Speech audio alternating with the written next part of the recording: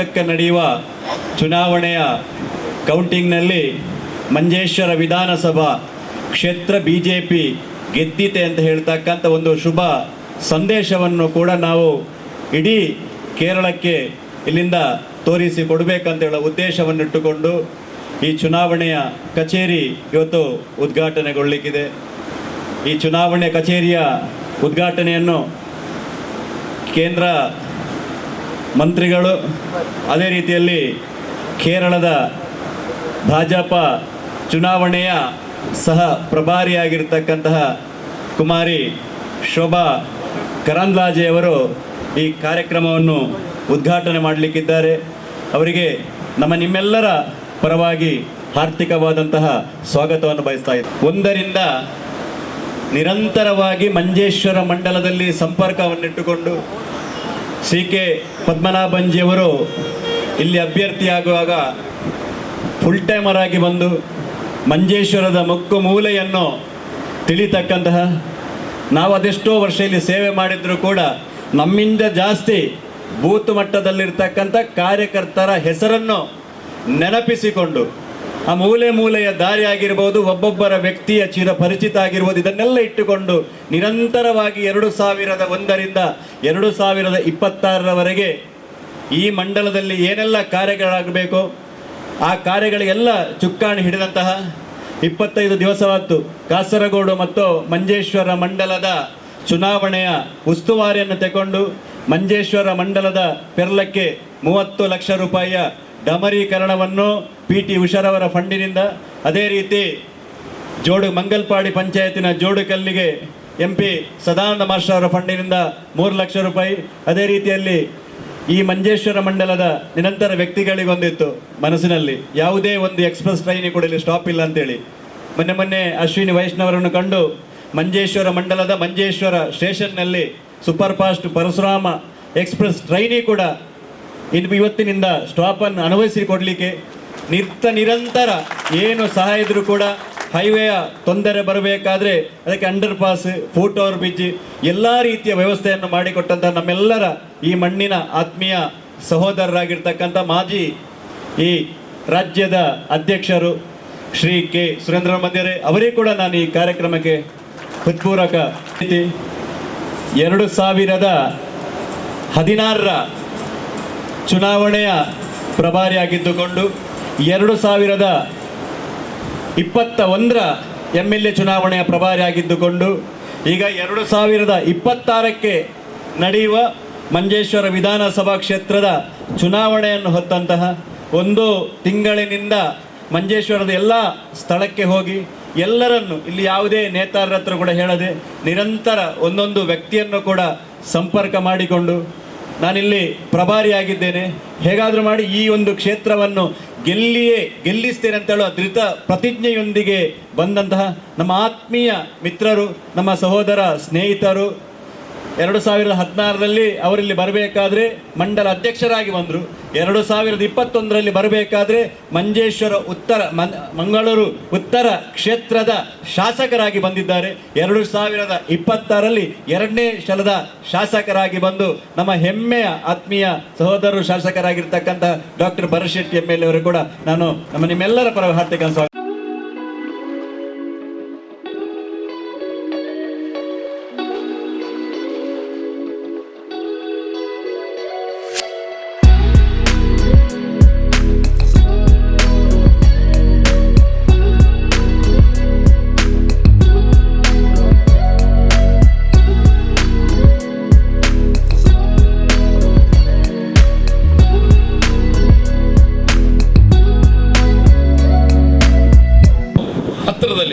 ಎಲ್ಲೋ ಒಂದು ಕಡೆ ನಮ್ಮ ಮುಟ್ಲಿಕ್ಕೆ ಆಗ್ತದೆ ಅನ್ನುವಂಥ ಮನಸ್ಸಿನಲ್ಲಿರುವಂಥ ಭಾವ ಎಲ್ಲೋ ಒಂದು ಕಡೆ ಸಣ್ಣದರಲ್ಲಿ 2 ಸರಿ ತಪ್ಪಿ ಹೋಗಿದೆ. ಆದರೆ ಈ ಸಾರಿ ಇಡೀ ಕೇರಳದಲ್ಲಿ ಒಂದು ರೀತಿಯ ಬದಲಾವಣೆ ಬರ್ತಿರೋದನ್ನು ನಾವು ನೋಡ್ತಾ ಇದ್ದೇವೆ. ಜನರಿಗೆ ವೋಟ್ ಹಾಕಬೇಕೆನ್ನುವಂಥ ಮನಸ್ಸಿದೆ, ಜನರ ಮನಸ್ಸಲ್ಲಿದೆ. ಭಾರತೀಯ ಜನತಾ ಪಾರ್ಟಿಯನ್ನು ಗೆಲ್ಲಿಸಬೇಕು ಅನ್ನುವಂಥ ಮನಸ್ಥಿತಿ ಇದೆ. ಕಾರ್ಯಕರ್ತರಾದಂಥ ನಾವು ಜನರನ್ನು ಸಂಪರ್ಕ ಮಾಡಿ ಗೆಲ್ಲಿಸುವಂಥ ಕೆಲಸವನ್ನು ನಾವು ಮಾಡಬೇಕಾಗಿದೆ ಅಷ್ಟೇ. ಜನರನ್ನು ಸಂಪರ್ಕ ಮಾಡಿದರೆ ಖಂಡಿತ ಈ ಚುನಾವಣೆಯನ್ನು ನಮಗೆ ಗೆಲ್ಲಬಹುದಾಗಿದೆ. ಅದರಲ್ಲಿ ಯಾವುದೇ ಸಂಶಯ ಸಹ ಯಾರಿಗೂ ಬೇಡ. ಇಲ್ಲಿನ ಪರಿಸ್ಥಿತಿ ನಿಮ್ಗೆ ಏನಿದೆ ಅಂತ ಗೊತ್ತಿದೆ. ಹತ್ತಿರದ ಮಂಗಳೂರಿಗೆ ನೀವು ಹೋಲಿಸಿದ್ರೆ ನಿಮಗೆ ಗೊತ್ತಾಗ್ತದೆ. AJ ಆಸ್ಪತ್ರೆಯಲ್ಲಿ ಕೆಲಸ ಮಾಡ್ತಿದ್ದಂಥ ನಾನು ಡಾಕ್ಟರ್ ಒಬ್ಬ, ಈಗ MLA ಆಗಿದ್ದೇನೆ. ಇಲ್ಲಿನ ಪ್ರತಿಯೊಂದು ಆರೋಗ್ಯದ ಸಮಸ್ಯೆ, ಒಂದು ಸಣ್ಣ ಆಕ್ಸಿಡೆಂಟ್ ಆದರೂ ಸಹ ಸೀದಾ ನೀವು ಮಂಗಳೂರಿಗೆ ಬರಬೇಕಾಗ್ತದೆ. ಇಲ್ಲಿನ ಶಾಸಕರು ಇಲ್ಲಿ ಒಂದು ರೀತಿಯ ಒಂದು ಸಣ್ಣ ರೀತಿಯ ಆಸ್ಪತ್ರೆಯನ್ನು ಮಾಡಲಿಕ್ಕೆ ಸಹ ಅವರಿಂದ ಆಗಲಿಲ್ಲ. ಅದೇ ಪ್ರೆಸ್ನಲ್ಲಿ ಮಾತ್ರ ಬಹುಶಃ ಜಾಸ್ತಿ ಮಾತಾಡ್ತಾರೆ. ಆ ಫೈಲು ಮೀಡಿಯಾದ ಎದುರು ಮೂವ್ ಆಗ್ತದೆ ವಿನ ಆಫೀಸಲ್ಲಿ ಯಾವುದೇ ಒಂದು ಫೈಲ್ ಸಹ ಇಲ್ಲಿ ಮೂವ್ ಆಗ್ತಾ ಇಲ್ಲ, ಮುಂದೆ ಹೋಗೋದೇ ಇಲ್ಲ. ಚುನಾವಣೆ ಬಂದಾಗ IUML ಶಾಸಕರು ಮತದಾರರ ಹತ್ರ ಹೋಗ್ತಾರೆ, ನಾನು ನಿಮ್ಮೊಟ್ಟಿಗೆ ಇದ್ದೆ ಅನ್ನೋಂಥ ಮಾತನ್ನು ಹೇಳ್ತಾರೆ, ಏನೋ ಒಂದು ಕಸರತ್ತು ಮಾಡೋದನ್ನು ನೋಡ್ತೇವೆ. ಆದರೆ ಇಲ್ಲಿ ದಿನನಿತ್ಯ ಜನರ ಸಮಸ್ಯೆಗೆ ಪರಿಹಾರ ಕೊಡ್ತಾ ಜನರ ಮನೆಯನ್ನು ಮುಟ್ಟುತ್ತಿರುವಂಥದ್ದು ನರೇಂದ್ರ ಮೋದಿಯವರ ಸ್ಕೀಮ್ಗಳು ಮಾತ್ರ. ನಮ್ಮೆಲ್ಲರ ಮನೆಗೆ ಸಹ ಗ್ಯಾಸ್ ಇರ್ಬೋದು, ಮನೆ ಕಟ್ಟುವಂಥ ಅವಕಾಶ ಇರ್ಬೋದು. ನರೇಂದ್ರ ಮೋದಿಯವರ ಸ್ಕೀಮ್ ನಮ್ಮ ದಿನನಿತ್ಯ ನಮ್ಮ ಮನೆ ತಲುಪ್ತದೆ. ಇಲೆಕ್ಷನ್ ಟೈಮ್ನಲ್ಲಿ ಮಾತ್ರ ಅಲ್ಲ, ಇಂಡಿಯನ್ ಯೂನಿಯನ್ ಮುಸ್ಲಿಂ ಲೀಗ್ ಇರುವಂಥ ನಾಯಕರ ವ್ಯವಸ್ಥೆನ ನೋಡಿ, ಅವರೆಲ್ಲರೂ ಸಹ ಶ್ರೀಮಂತರಾಗ್ತಿದ್ದಾರೆ. ಆದರೆ ಇಲ್ಲಿ ಅವರಿಗೆ ಓಟ್ ಹಾಕ್ತಿರುವಂಥ ಮುಸಲ್ಮಾನ ಬಾಂಧವರು ಏನಿದ್ದಾರೆ ಅವರ ಪರಿಸ್ಥಿತಿ ಹೇಗಿದೆ? ಒಂದು ಕೆಲಸ ಇಲ್ಲ, ಒಂದು ರೀತಿಯ ಎಜುಕೇಷನ್ ಇಲ್ಲ, ಯಾವುದೇ ರೀತಿಯ ಅಭಿವೃದ್ಧಿ ಇಲ್ಲದೆ ಅಂತ ಮುಸಲ್ಮಾನರ ದೊಡ್ಡದಾದ ತಂಡ ಮಂಜೇಶ್ವರದಲ್ಲಿದೆ. ಅವರನ್ನು ಸಹ ನೆಗ್ಲೆಕ್ಟ್ ಮಾಡ್ತಿದ್ದಾರೆ. ಕ್ರೈಸ್ತ ಬಾಂಧವರನ್ನು ನೋಡಿದರೆ ಒಂದು ಲ್ಯಾಂಡ್ ಮಾಫಿಯಾ, ಸ್ಯಾಂಡ್ ಮಾಫಿಯಾ, ಇದರಲ್ಲಿ ಅವರು ಕೊಚ್ಚಿಕೊಂಡು ಹೋಗುವಂಥ ಪರಿಸ್ಥಿತಿಯನ್ನು ಇಲ್ಲಿಯ ಇಂಡಿಯನ್ ಯೂನಿಯನ್ ಮುಸ್ಲಿಂ ಲೀಗ್ನು ಮತ್ತು ನಿಮ್ಮ LDFನ ನಾಯಕರು ಮಾಡಿಟ್ಟಿದ್ದಾರೆ. ಇದಕ್ಕೆಲ್ಲ ಒಂದೇ ಉತ್ತರ, ಭಾರತೀಯ ಜನತಾ ಪಾರ್ಟಿಯ ಅಭ್ಯರ್ಥಿಯನ್ನು ನಾವು ಇಲ್ಲಿ ಗೆಲ್ಲಿಸಿಕೊಡ್ಬೇಕಂತ ಅವಶ್ಯಕತೆ ಖಂಡಿತ ಇದೆ. ನಾವು ಎಲ್ಲರಿಗೂ ಸಹ ನ್ಯಾಯ ಒದಗಿಸುವಂಥ ಒಂದು ಅಭ್ಯರ್ಥಿಯನ್ನು ನಾವು ಗೆಲ್ಲಿಸಿಕೊಡ್ಲೇಬೇಕು. ಅದು ಭಾರತೀಯ ಜನತಾ ಪಾರ್ಟಿಯಿಂದ ಮಾತ್ರ ಸಾಧ್ಯ. ಇವತ್ತು ಚುನಾವಣೆ ಕಚೇರಿ ಓಪನ್ ಆಗಿದೆ. ಇಲ್ಲಿ ನಮ್ಮೆಲ್ಲ ಕಾರ್ಯಕರ್ತರು ಸಹ ಇದು ನಮ್ಮ ಎರಡನೇ ಮನೆ ಅನ್ನುವಂಥ ಮನಸ್ಥಿತಿಯಿಂದ ನಾವು ಕೆಲಸ ಮಾಡಬೇಕಾಗಿದೆ. ಇವತ್ತು ಸಹ ನೀವು ಇಷ್ಟು ಜನ ಇಲ್ಲಿದ್ದೀರಿ, ಎಷ್ಟೋ ಜನ ಇನ್ನೂ ಸಹ ಬೂತ್ನಲ್ಲಿ ಸಂಪರ್ಕ ಮಾಡ್ತಾ ಇದ್ದಾರೆ, ಫೋನ್ನಲ್ಲಿ ಮಾತಾಡ್ತಾ ಇದ್ದಾರೆ. ನಮಗೆ ಸ್ವಲ್ಪ ಲೇಟ್ ಬರ್ತೇವೆ, ಕೆಲವು ಕಡೆ ಬರಲಿಕ್ಕೆ ಆಗ್ತಾ ಇಲ್ಲ. ಯಾಕಂದರೆ ಬೂತ್ನಲ್ಲಿ ನಮ್ಮ ಕಾರ್ಯಕರ್ತರು ಇವಾಗಲೇ ಎಲ್ಲೋ ಒಂದು ಕಡೆ ಕೆಲಸ ಮಾಡೋದನ್ನು ನಮಗೆ ಕಂಡು ಬರ್ತಾ ಇದೆ. ಇಡೀ ಕೇರಳದಲ್ಲಿ ವೋಟಿಂಗ್ ಪರ್ಸೆಂಟೇಜ್ ಜಾಸ್ತಿ ಆಗ್ತಿದೆ. ವೋಟಿಂಗ್ ಅದರಷ್ಟಿಗೆ ಜಾಸ್ತಿ ಆಗ್ತಿದೆ, ಜನರಿಗೆ ಗೊತ್ತಾಗ್ತಿದೆ. 2010 ಹಿಂದೆ ಎಷ್ಟಿತ್ತು ಇಲ್ಲಿ? ಸಿಂಗಲ್ ನಂಬರ್ ಪರ್ಸೆಂಟೇಜ್ ಇತ್ತು ನಮ್ಮ ಕೇರಳದಲ್ಲಿ. ಸಾಧಾರಣ ಈಗ 20% ಹತ್ರ ಬಂದಿದ್ದೇವೆ. 5% ಜಾಸ್ತಿ ಮಾಡಿದರೆ ಕೇರಳವನ್ನೇ ಗೆಲ್ಲಲಿಕ್ಕೆ ಸಾಧ್ಯ. ನಮಗೆ 5% ಇಲ್ಲಿ ಜಾಸ್ತಿ ಮಾಡೋದು ದೊಡ್ಡ ವಿಷಯ ಅಲ್ಲ. ಖಂಡಿತ ಈ ಸಾರಿ ನಾವು ನಮ್ಮ ಅಭ್ಯರ್ಥಿಯನ್ನು ಗೆಲ್ಲಿಸಲಿಕ್ಕೆ ಪಣ ತೊಟ್ಟು ನಾವು ಕೆಲಸ ಮಾಡಿದರೆ ದೊಡ್ಡದಾದ ಒಂದು 1,000 2,000 ಅಂತರದಲ್ಲ, ನಾವೊಂದು 10,000 15,000 ಅಂತರದಲ್ಲಿ ಗೆಲ್ಲುವಂಥ ಪ್ರಯತ್ನ ಮಾಡಿದರೆ ಖಂಡಿತ ನಮ್ಮ ಅಭ್ಯರ್ಥಿಯನ್ನು ಗೆಲ್ಲಿಸಲಿಕ್ಕೆ ಸಾಧ್ಯ.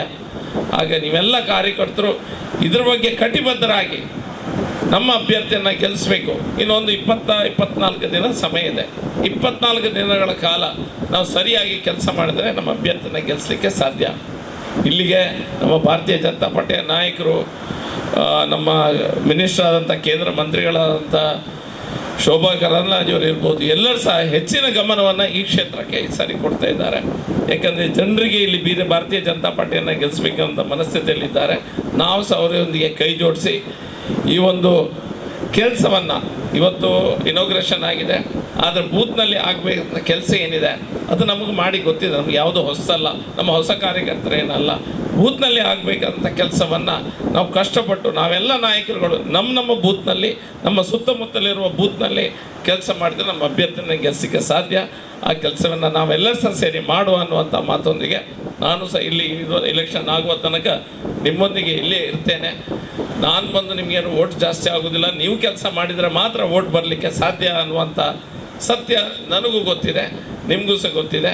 ಹಾಗಾಗಿ ಮುಂದಿನ ಮೇ 4ರಂದು ಏನು ಇಲೆಕ್ಷನ್ನ ಕೌಂಟಿಂಗ್ ಆಗ್ತದೆ, ಆ ದಿವಸ ನಾವು ವಿಜಯೋತ್ಸವನ ಮಾಡುವುದಬೇಕಾದ್ರೆ ಈಗ ನಾವು ಸ್ವಲ್ಪ ಸಮಯವನ್ನು ಕೊಡಬೇಕಾಗ್ತದೆ ಅನ್ನೋಂಥ മാത്തം സർ ನಿಮ್ಮ ಮುಂದೆ ಇಡ್ತಾ ನಾನು മാത്തം മുക്സിയിದ್ದೇನೆ. ഇപ്പോൾ ആർക്കും തന്നെ സംശയമില്ല, എല്ലാ കാലത്തും കേരളം BJPക്ക് ബാലികേറ മലയാണ്. ഒരു കാരണവശാലും കേരളത്തിൽ BJP ജയിക്കില്ല. ഇതായിരുന്നു ഇതുവരെയുള്ള ഒരു പ്രചാരണം. എന്നാൽ ആ പ്രചാരണം കേരളം തിരുത്തി കഴിഞ്ഞിരിക്കുന്നു. 2024 വലിയ ഭൂരിപക്ഷത്തോടുകൂടി കേരളത്തിൽ നമുക്കൊരു ലോക്സഭാ അംഗത്തെ താമര ചിഹ്നത്തിൽ തെരഞ്ഞെടുത്ത് ദില്ലിയിലേക്ക് അയക്കാൻ കഴിഞ്ഞു എന്നുള്ളത് ഒരു ചെറിയ സംഭവമല്ല. കൃത്യം 1 വർഷം കഴിയുമ്പോൾ തദ്ദേശ തെരഞ്ഞെടുപ്പ് നടക്കുമ്പോൾ കേരളത്തിന്റെ ചരിത്രത്തിൽ ആദ്യമായ ഒരു കോർപ്പറേഷൻ, അതും തലസ്ഥാന നഗരിയായിട്ടുള്ള തിരുവനന്തപുരം കോർപ്പറേഷൻ വലിയ ഭൂരിപക്ഷത്തോടെ ഭാരതീയ ജനതാ പാർട്ടി വിജയിച്ച് അധികാരത്തിൽ വന്നിരിക്കുന്നു. ഇനി 2026 അതിൻ്റെ തുടർച്ചയായി കേരളത്തിൽ വലിയൊരു രാഷ്ട്രീയ മാറ്റത്തിന് കളമൊരുക്കിക്കൊണ്ട് NDAയും BJPയും ഈ തെരഞ്ഞെടുപ്പിനെ സമീപിക്കുന്നത്. നാം ഇന്ന് മഞ്ചേശ്വരത്തിൻ്റെ തെരഞ്ഞെടുപ്പ് കാര്യാലയമാണ് ഉദ്ഘാടനം ചെയ്തത്. എല്ലാവർക്കും അറിയാം, കേരളത്തിലെ ഏറ്റവും അവഗണിക്കപ്പെട്ട, ഏറ്റവും കൂടുതൽ അപമാനിക്കപ്പെട്ട, ഏറ്റവും കൂടുതൽ ചതിക്കപ്പെട്ട, വഞ്ചിക്കപ്പെട്ട ഒരു മണ്ഡലം ഏതാണെന്ന് ചോദിച്ചാൽ പ്രിയപ്പെട്ടവരെ, അത് നമ്മുടെ മഞ്ചേശ്വരം നിയോജക മണ്ഡലമാണ്. ഒരു വികസനവും നടക്കാത്ത മണ്ഡലം ഏതാണ് കേരളത്തിൽ എന്ന് ചോദിച്ചാൽ അതും നമ്മുടെ പ്രിയപ്പെട്ട മഞ്ചേശ്വരം മണ്ഡലമാണ്. മോദി കരിഞ്ഞ് നൽകിയ നാഷണൽ ഹൈവേയുടെ വികസനം ഒഴിച്ചാൽ ഒരു വികസനവും നമ്മുടെ നാട്ടിലില്ല. നമ്മുടെ കുട്ടികൾക്ക് പഠിക്കാൻ, ഉന്നത വിദ്യാഭ്യാസത്തിന് നല്ലൊരു കോളേജ് വേണമെന്ന് പറഞ്ഞാൽ നമ്മൾ ഭരത് ഷെട്ടിയുടെ മംഗലാപുരത്തേക്ക് പോകണം. നമുക്ക് എന്തെങ്കിലും ഗൗരവമേറിയ ഒരു അസുഖം വന്നാൽ ചികിത്സിക്കാൻ നമ്മൾ മംഗലാപുരത്തേക്ക് പോകണം. എന്തെങ്കിലും ഒരു തൊഴിലെടുക്കാൻ, അന്നന്നത്തെ അധ്വാനം ചെയ്ത് ജീവിക്കാൻ ഒരു പണി കിട്ടാൻ നമ്മൾ മംഗലാപുരത്തേക്ക് പോകണം. നമ്മുടെ നാട്ടിൽ എല്ലാവർക്കും കുടിവെള്ളമില്ല, എല്ലാവർക്കും നല്ല വീടില്ല, എല്ലാ ഗ്രാമങ്ങളിലേക്ക് നടന്നു പോകാൻ നല്ല വഴിയില്ല, റോഡില്ല. ഒരു വികസനവും നമ്മുടെ നാട്ടിലില്ല.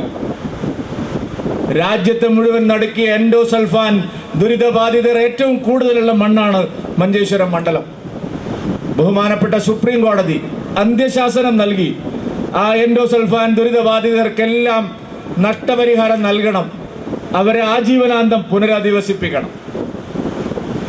അവരുടെ കൂടി സൗകര്യങ്ങൾ കണ്ടുകൊണ്ടാണ് കേരള സർക്കാർ മഞ്ചേശ്വരം മണ്ഡലത്തിൻ്റെ അതിർത്തിയിൽ ഒരു മെഡിക്കൽ കോളേജ് പണിതത്.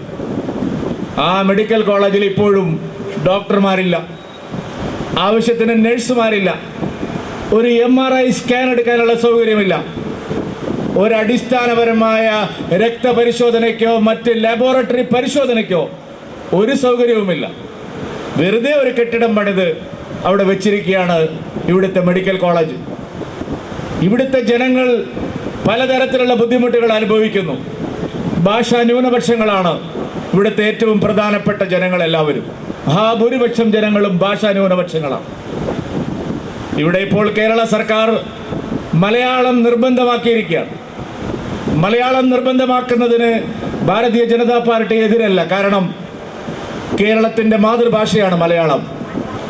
പക്ഷെ മലയാളം നിർബന്ധമാക്കുമ്പോൾ ഈ ഭാഷാ ന്യൂനപക്ഷങ്ങളുടെ താല്പര്യം എന്തുകൊണ്ട് സംരക്ഷിക്കാൻ തയ്യാറായില്ല? കന്നഡയിൽ നമുക്കൊരു സർട്ടിഫിക്കറ്റ് കിട്ടില്ല, കന്നഡയിൽ നമുക്കൊരു പബ്ലിക് സർവീസ് കമ്മീഷൻ പരീക്ഷ എഴുതാൻ കഴിയില്ല. എന്തിന് കന്നഡയിൽ ഒരു വോട്ടർ പട്ടിക പോലും യഥാസമയം അടിച്ചു തരാൻ നമ്മുടെ ഭരണകൂടങ്ങൾ തയ്യാറാവുന്നില്ല. കന്നഡയും തുളുവും കൂടുതലായി സംസാരിക്കുന്ന ഈ ഭാഷാ ന്യൂനപക്ഷങ്ങളോട് അങ്ങേയറ്റത്തെ അവഗണനയാണ് കേരള സർക്കാർ കാണിക്കുന്നത്.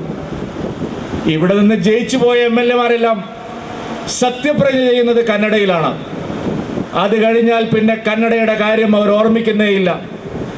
സംസ്ഥാന സർക്കാർ മലയാളം കഡ്ഡായമാക്കിയപ്പോൾ ഒരക്ഷരം മഞ്ചേശ്വരത്തിന്റെ MLA നിയമസഭയിൽ സംസാരിച്ചില്ല. ആ ഭൂരിപക്ഷം വോട്ടർമാരും ഭാഷാ ന്യൂനപക്ഷ വിഭാഗത്തിൽപ്പെട്ടവരാണ്.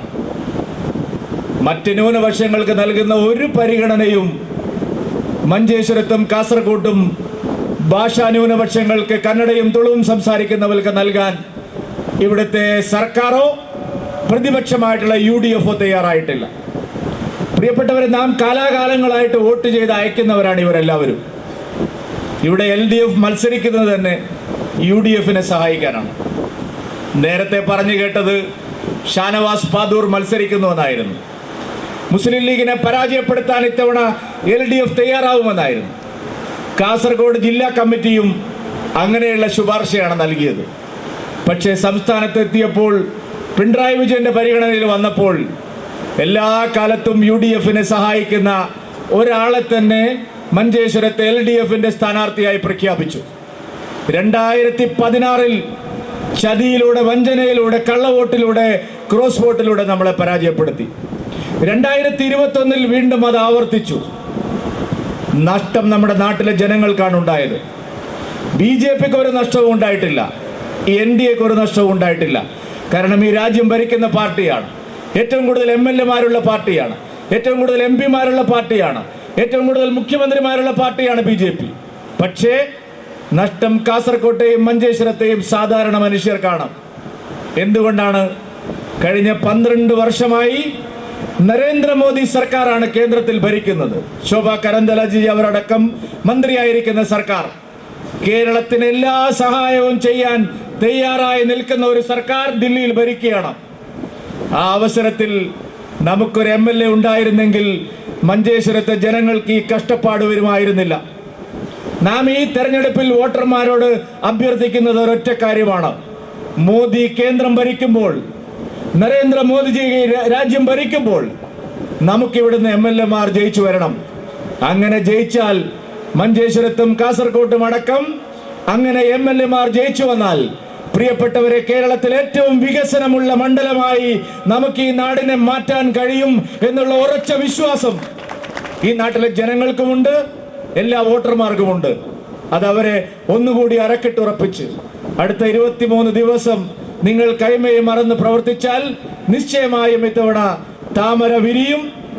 കേരളത്തിൽ വോട്ടെണ്ണൽ നടക്കുമ്പോൾ, മെയ് 4-ാം തീയതി വോട്ടെണ്ണൽ നടക്കുമ്പോൾ, ഒന്നാമത്തെ മണ്ഡലമായിട്ടുള്ള മഞ്ചേശ്വരത്തും രണ്ടാമത്തെ മണ്ഡലമായിട്ടുള്ള കാസർകോട്ടും മുതുമയിലും കാഞ്ഞങ്ങാടും അങ്ങനെ ഇവിടുന്ന് ഈ വിജയയാത്ര ആരംഭിക്കണം.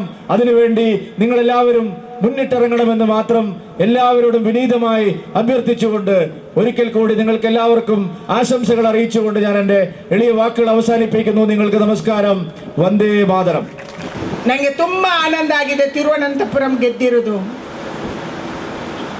ಎಷ್ಟು ಜನರ ತ್ಯಾಗ ಇದೆ, ಎಷ್ಟು ಜನರ ಬಲಿದಾನ ಇದೆ, ಎಷ್ಟು ಜನ ನಮ್ಮ ಕಾರ್ಯಕರ್ತರನ್ನ ಇಲ್ಲಿ ಕೂತಿರುವಂತ ಸದಾನಂದ ಮಾಸ್ಟರ್ ತರ ಕಡ್ದು ಹಾಕಿದ್ದಾರೆ.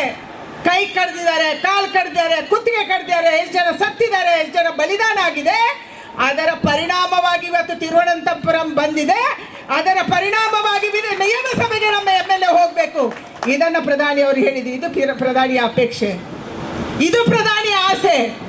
ಅವರು ಸ್ವಂತಕ್ಕೆ ಏನು ಮಾಡ್ಕೊಂಡಿಲ್ಲ. ಯಾರು ನಿಮ್ಮ MLAಗಳು, ನಿಮ್ಮ ಮಂತ್ರಿಗಳು, ನಿಮ್ಮ ಮುಖ್ಯಮಂತ್ರಿ ಸೇರಿ ಇಲ್ಲಿ ದುಡ್ಡು ಮಾಡ್ಕೊಂತಿದ್ದಾರಲ್ಲ, ನಮ್ಮ ಪ್ರಧಾನಿ ಖಾಲಿ ಕೈಯಲ್ಲಿ ಬಂದಿದ್ದಾರೆ. ಬಟ್ಟೆಯ ಬ್ಯಾಗ್ ಜೊತೆ ವಾಪಸ್ ಹೋಗುವಾಗ ಬಟ್ಟೆಯ ಬ್ಯಾಗ್ ಜೊತೆ ವಾಪಸ್ ಹೋಗೋರು. ಅವರು ದುಡ್ಡು ಮಾಡೋಕ್ಕೆ ಬಂದಿಲ್ಲ, ಅವರು ಬಂದಿರೋದು ಜನಸೇವೆಗೆ. ಅವರು ಒಂದೇ ಮಾತು ಹೇಳ್ತಾರೆ, ನನ್ನ ರಾಜ್ಯ ಎಲ್ಲ ರಾಜ್ಯಗಳು ಅಭಿವೃದ್ಧಿ ಆಗಬೇಕು, ಅದರಲ್ಲಿ ಕೇರಳನೂ ಇದೆ. ಅಭಿವೃದ್ಧಿಯ ಕೊಂಡಿಯ ಚೈನಲ್ಲಿ ಒಂದು ಕೊಂಡಿ ವೀಕ್ ಆದ್ರೂ ಕೂಡ ಆ ಚೈನ್ ಗಟ್ಟಿಯಾಗಿರಲ್ಲ. ಸರಪಳಿಯಲ್ಲಿ ಸರಪಳಿಡು ಒಂಜಿ ಕೊಂಡಿ ವೀಕ್ ಇತ್ತನಲ್ಲ, ಸರಪಳಿ ಗಟ್ಟಿ ಉಪ್ಪುಜಿ ಬಾಗಾಪುಂಡು ತುಂಡಾಪುಂಡು ಆಯ್ಕಾದ ಮೋದಿ ಬಂದ್ಪೇರು ಇಡೀ ದೇಶದ ಸರಪಳಿ ಗಟ್ಟಿ ಅದು ಪಡುವಂಡ ಪ್ರತಿಯೊಂದು ರಾಜ್ಯದ ಅಭಿವೃದ್ಧಿ ಅವಡು ಪಕ್ಷ ಅದು ಹಣ ಏನು ಕೇರಳಗಳ ದುಡ್ಡು ಕೊರ್ಪೆ, ಕೇರಳಗಳ ಅಭಿವೃದ್ಧಿ ಅವಡು ಆಯ್ಕಾದ ಕೊಡ್ತೇವೆ. UPA ಸರ್ಕಾರ ಕೊರಿನರ್ದು ಜಾಸ್ತಿ ಕೊಡ್ತೇವೆ. ರೈಲ್ವೆ ಬತ್ತುಂಡು ಏರಿ ಯೋಚನೆ ಬಲ್ದೇರು. ಒಂದೇ ಭಾರತ ಅಂಚಿನ ಟ್ರೈನ್ ಅಲ್ಲ, ನಮ್ಮೂರದ್ದು ತ್ರಿವೇಂದ್ರಮ್ಗೆ ಸೀದಾ ಒಂದು ನಮ್ಮನಲ್ಲಿ ಯೋಚನೆ ಮಾಡ್ತಿದ್ದೀನಿ. ಬತ್ತುಂಡತ್ತ ಹೈವೇ ಬತ್ತುಂಡತ್ತ ಮಾಂತೆಗಳೇ ನಮ್ಮ ದುಡ್ಡು ಕೊರೊಂದಿಲ್ಲ ಅಂಡ ಖರ್ಚು ಮಲ್ಪನಂಚಿನ ಮನಸ್ಸಿಟ್ಟಿನ ಸರ್ಕಾರ ಬೋರ್ಡು ಮಲ್ತೇಜಿ ಬಂಡ ಕೇಂದ್ರ ಧ್ವನಿ ಬೋರ್ಡು ಇನಿ ಧ್ವನಿ ಕೊರಲೆ ಅಂತ ಕೇಂದ್ರ ಇಂಟ್ಲ ಬರೋದಿಲ್ಲ. ಪ್ರಧಾನಿನ ಒಂದೇ ಆಶೆ ಕೇರಳದ ನಿಯಮ ಸಭೆ ಎಂಟ್ಲ ಧ್ವನಿ ಬೋರ್ಡು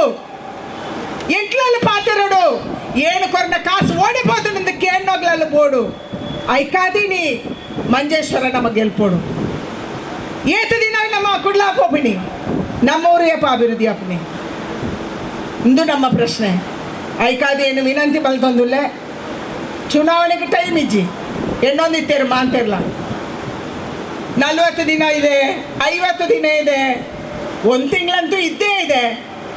ನಮ್ಮ ಮನಸ್ಸಲ್ಲಿ ಎಲ್ಲರ ಮನಸ್ಸಲ್ಲಿ ಇತ್ತು. ನಾನು ಅನ್ಸ್ಕೊಂತಿದ್ದೆ ನಮಗೂ ಟೈಮ್ ಇದೆ ಅಂತ ಹೇಳಿ. ಆದರೆ ನಿನ್ನೆ ಚುನಾವಣೆ ಘೋಷಣೆ ಆದಾಗ ಕೇವಲ 23 ದಿನ ಬಾಕಿ ಇದೆ. ನಾನು ನಿಮ್ಮ ಹತ್ರ ಒಂದೇ ಕೇಳೋದು, ಎಲ್ಲರೂ ನೀವು ಬೂತಿಂದ ಶಕ್ತಿ ಕೇಂದ್ರದಿಂದ ಬರುವಂಥ ಸಭೆ ಇದು ಲಾಸ್ಟ್ ಆಗಬೇಕು. ಇನ್ನು ಮುಂದೆ ನಾವೆಲ್ಲರೂ ಕೂಡ ಶಕ್ತಿ ಕೇಂದ್ರ ಮತ್ತು ಬೂತಲ್ಲಿ ಇರಬೇಕು. ದೊಡ್ಡ ಸಭೆ ಬೇಡ ನಮಗೆ. ನಾವು ಕೆಲಸ ಮಾಡಬೇಕಾದ್ದು ನಮ್ಮ ಬೂತ್ಗಳಲ್ಲಿ ಮನೆ ಮನೆಗಳಿಗೆ ಹೋಗಿ ಜನರ ವಿಶ್ವಾಸವನ್ನು ಗಳಿಸಬೇಕು. ಊರಲ್ಲಿ ಓಟ್ ಇಲ್ಲ, ಅವರೆಲ್ಲ ಬೆಂಗಳೂರಲ್ಲಿದ್ದಾರೆ, ಅವರೆಲ್ಲ ಪುಣೆದಲ್ಲಿದ್ದಾರೆ, ಅವರು ಇಲ್ಲೆಲ್ಲ ಇದ್ದಾರೆ, ಅವರನ್ನು ಕರ್ಕೊಂಡು ಬರಿಸಬೇಕು, ಅವರಿಗೆ ಓಟ್ ಹಾಕಿಸ್ಬೇಕು. ನಮ್ಮ ಒಂದೊಂದು ಓಟನ್ನು ಕೂಡ ಮತದಾನದ ಕೇಂದ್ರಕ್ಕೆ ಕರ್ಕೊಂಡು ಬರುವಂಥ ಜವಾಬ್ದಾರಿಯನ್ನು ಇಲ್ಲಿ ಕೂತಿರುವಂಥ ನಾವೆಲ್ಲರೂ ವಹಿಸಬೇಕು, ನಮ್ಮ ಬೂತ್ ಕಾರ್ಯಕರ್ತರು ವಹಿಸಬೇಕು.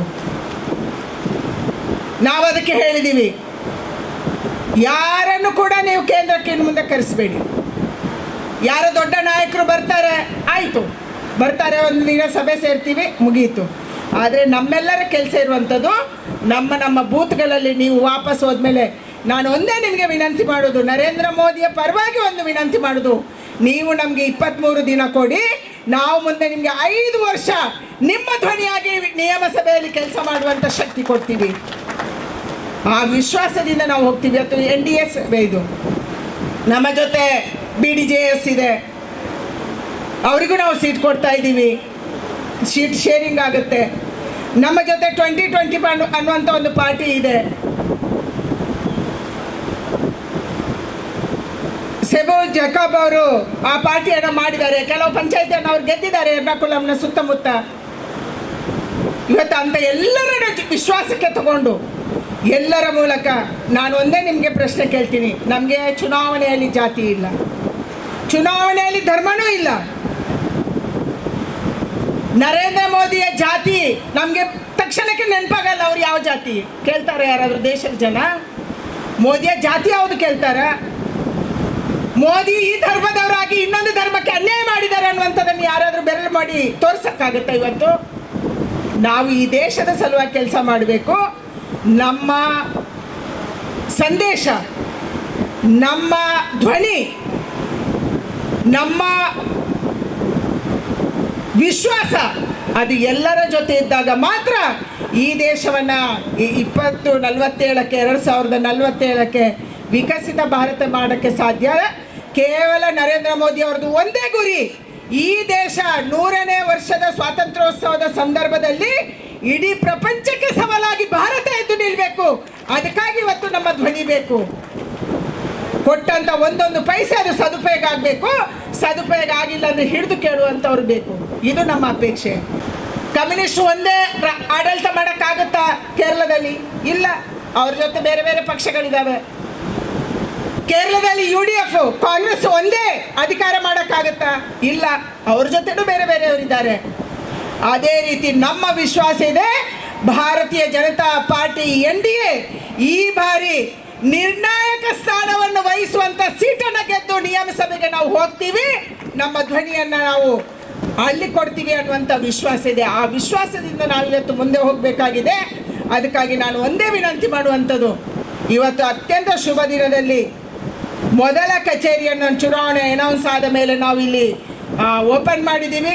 ಈ ಕಚೇರಿ ಅತ್ಯಂತ ಶುಭ ಆಗಬೇಕು ಮತ್ತು 1ನೇ ಕ್ಷೇತ್ರ ಮಂಜೇಶ್ವರದಿಂದ ಒಂದು ದೊಡ್ಡ ಧ್ವನಿ ಇವತ್ತು ವಿಧಾನಸಭೆಗೆ ನಿಯಮ ಸಭೆಗೆ ಹೋಗಬೇಕು, ಈ ಅಪೇಕ್ಷೆ ಇಟ್ಕೊಂಡು ನಾನು ಬಂದಿದ್ದೀನಿ. ನಾವೆಲ್ಲೆಲ್ಲಿ ಹೋಗಿದ್ದೀವಿ ಅಲ್ಲಿ ಗೆದ್ದಿದ್ದೀವಿ. ನನಗೆ ಬಹಳ ಖುಷಿ ಇರುವಂಥದ್ದು, ಉತ್ತರ ಪ್ರದೇಶದಿಂದ ಬೇರೆ ಬೇರೆ ಚುನಾವಣೆಗೆ ನಾನು ಇನ್ಚಾರ್ಜ್ ಆಗಿ ಹೋಗಿದ್ದೆ, ಆದರೆ ಗೆದ್ದು ತೋರಿಸಿದ್ದೀವಿ ನಾವು. ನನಗೆ ವಿಶ್ವಾಸ ಇದೆ, ಕೇರಳದಲ್ಲಿ ಕೂಡ ಮೊದಲ ಬಾರಿಗೆ ಒಬ್ಬರನ್ನು ನಾವು ಗೆಲ್ಲಿಸಿದ್ವಿ. ನೇಮಮ್ಮಲ್ಲಿ ರಾಜಗೋಪಾಲನ್ನ ಗೆದ್ದಿದ್ರು. ರಾಜಗೋಪಾಲ್ ಏಟ ರಾಜೇಟ ಅಂತ ನಾವೇನು ಹೇಳ್ತೀವಿ, ಅವ್ರು ಗೆದ್ದು ಹೋಗಿದ್ರು. ಆದರೆ ಆಮೇಲೆ ನಮ್ಮ ಧ್ವನಿ ಇಲ್ಲ. ಮತ್ತೊಂದು ಸಾರಿ ನನಗೆ ವಿಶ್ವಾಸ ಇದೆ, ನನಗೆ ನಂಬಿಕೆ ಇದೆ, ಈ ಬಾರಿ ಬಹಳಷ್ಟು ಧ್ವನಿಗಳು ನಮ್ಮ ನಿಯಮ ಸಭೆಗೆ ಹೋಗ್ತವೆ ಅನ್ನುವಂಥ ವಿಶ್ವಾಸದಿಂದ ನಾವು ಬಂದಿದ್ದೀವಿ. ಅದಕ್ಕೆ ಪೂರಕವಾಗಿ ದಯಮಾಡಿ ನೀವೆಲ್ಲರೂ ಕೂಡ ನಮ್ಮ ಬೂತಲ್ಲಿ ವೋಟರ್ಸನ್ನು ಭೇಟಿಯಾಗೋದು, ವೋಟರ್ಸ್ಗೆ ಮನವರಿಕೆ ಮಾಡೋದು, ವೋಟರ್ಸಿಗೆ ಅವರನ್ನು ಕರ್ಕೊಂಡು ಬಂದು ವೋಟ್ ಹಾಕಿಸುವಂಥ ಒಂದು ದೊಡ್ಡ ಜವಾಬ್ದಾರಿಯನ್ನು ವಹಿಸಬೇಕು. ಮತ್ತು ಏನು ನರೇಂದ್ರ ಮೋದಿ ಅವರು ಯಾರು ಕಾರ್ಪೊರೇಟರ್ಸ್ ಬಂದಾಗ ಅವರಿಗೆ ಕಣ್ಣಲ್ಲಿ ನೀರು ಬಂತು, ಇಷ್ಟೊಂದು ಸ್ಯಾಕ್ರಿಫೈಸ್ ಮಾಡಿ ಇವತ್ತು ತಿರುವನಂತಪುರಂ ಗೆಲ್ಲಕ್ಕೆ ಸಾಧ್ಯ ಆಗಿದೆ. ಆದರೆ ನನಗೆ ಬೇಕು, ನಾವು ವಿಧಾನಸಭೆಯಲ್ಲಿ ಗೆಲ್ಲಬೇಕನ್ನುವಂಥದ್ದನ್ನು ನಾವು ಎತ್ತಿ ತೋರಿಸ್ಬೇಕನ್ನುವಂಥ ಕಣ್ಣೀರಿಟ್ಟು ಅವತ್ತು ಆ ಮಾತನ್ನು ಹೇಳಿದರು. ಆ ಮಾತಿಗೆ ಸಲುವಾಗಿ ನಾವು ಜಾತಿಯಿಂದ ಮೇಲಕ್ಕೆದ್ದು, ಧರ್ಮದಿಂದ ಮೇಲಕ್ಕೆದ್ದು, ಎಲ್ಲರನ್ನ ಭೇಟಿ ಮಾಡಿ ಎಲ್ಲರನ್ನ ವಿಶ್ವಾಸ ಗಳಿಸಿಕೊಂಡು ನಾವು ಮಂಜೇಶ್ವರವನ್ನು ಗೆಲ್ಲಿಸಬೇಕು. ಮಂಜೇಶ್ವರದ ಮೂಲಕ ಕೇರಳವನ್ನು ಗೆಲ್ಲಿಸಬೇಕನ್ನುವಂಥ ವಿನಂತಿಯನ್ನು ನಿಮಗೆ ನಾವು ಮಾಡ್ತಿದ್ದೀವಿ. ನಮ್ಮ ಈ ಬಾರಿ ಘೋಷಣೆ ಯಾವುದು? ವಿಕಸಿತ ಕೇರಳ. ನೆನಪಿಲ್ವಾ? ಸುರಕ್ಷಿತ ಕೇರಳಂ, ವಿಶ್ವಾಸ ಸಂರಕ್ಷಣಂ.